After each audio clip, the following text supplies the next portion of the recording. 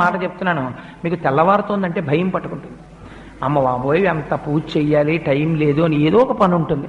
అలా కాకుండా మీరు స్వల్పమైన పూజ, వైదికంగా పరిపూర్ణత్వం ఉండే పూజ అలవాటు చేసుకున్నారనుకోండి, మీ పూజ మీకు బరువు అనిపించాలి.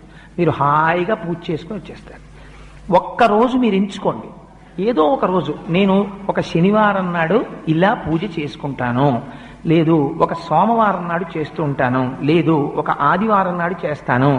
ఆ రోజు నియమం పెట్టేసుకోండి, నేను ఈ రోజు విశేషార్చన చేస్తాను అని నియమం పెట్టుకుంటే ఒకే ఒక్కరోజు, ఆ ఒక్కరోజు చేయడానికి మీ మనస్సు ఉరకలు వేస్తుంది.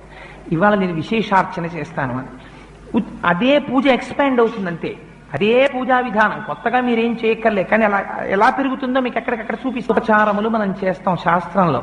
అవి మీ మనస్సుని తీసుకెళ్లి భగవంతుడి దగ్గర నిలబెట్టడం కోసమని ఉపయోగించాలి. అంతేకాని వాటిని మీరు